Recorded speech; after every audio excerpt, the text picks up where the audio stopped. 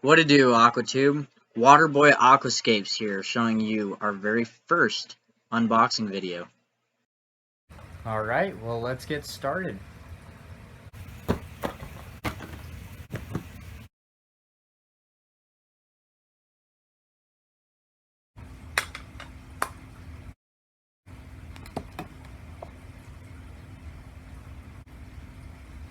Plugins are really simple.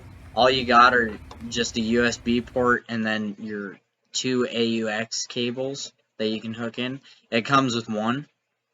And then we also have here the Kessil gooseneck, which basically just mounts onto your tank and you can readjust the rod so that it angles to just the right placement on your tank. And of course, last but not least, the Kessil A80 Tuna Sun, which has two different dials on it that you can adjust to whatever you desire, and then you have the input and output modes. So basically, if you wanted to hook up your AUX cord from your spectral remote or on from another Kessil A80 system, you can actually match the modes to that light. Or you can match the Kessil lighting to another light that you happen to have.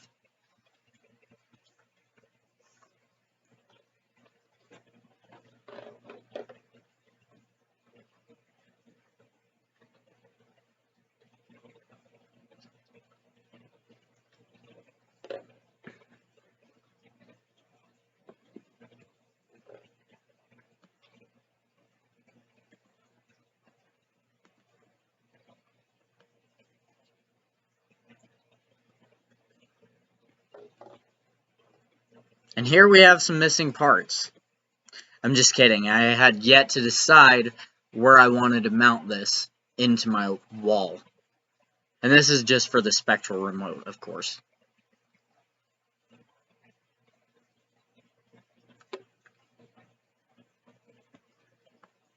This is exactly why you get a sump system, guys. But I'm contemplating on using this equipment for either this or my sump system, which is in the middle of drying. And after hooking up all those wires, all you gotta do is plug it in.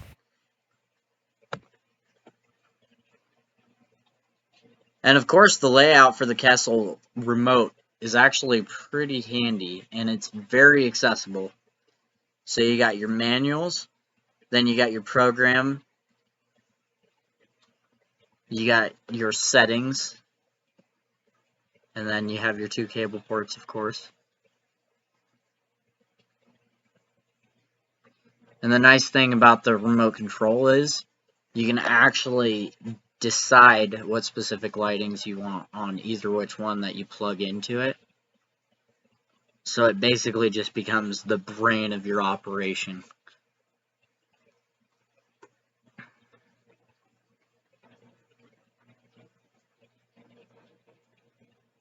And to program the settings, you get 4 different settings that you can get. So you can get your quick sets, your acclimation, and your manual settings. And inside of your quick set, those 6 little dots are actually individual places that you can decide at what time you want whatever color and whatever intensity. Personally, I didn't find it justified to have 3 o'clock be at 50% color and 50% intensity at the time. So there's a good example for you of how to do it. But, like I said, it is pretty accessible.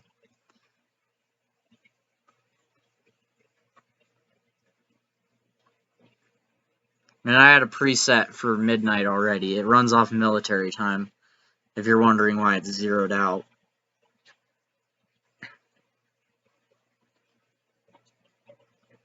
Of course, I had yet to adjust the actual color and intensity on said time. But a quick fix nonetheless.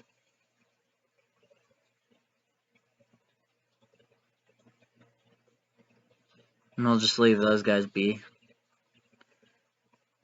And And your preview basically just shows you a little graph of where your color and intensity are at whatever set time you have them at.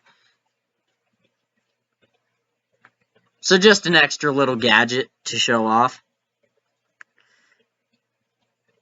And this is the acclimation, so it has, you know, a 1 to 7 day setting, so it'll tell you what average percent you want to have it set to. And then once you're done with the time of acclimation, it'll get you to whatever you decide on it. So it's either quick set or manual.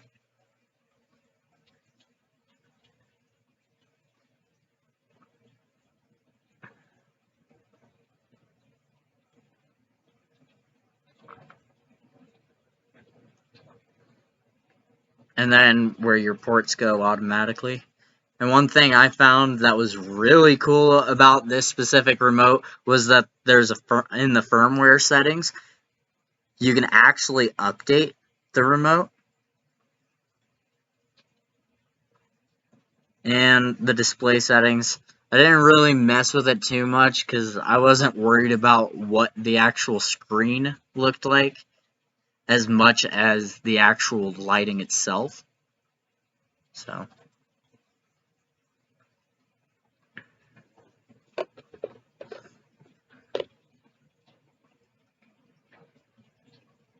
alright, well, thank you for sticking along with me. If you liked the video, please feel free to like and subscribe. And of course, give some love to Loopy and Doopy.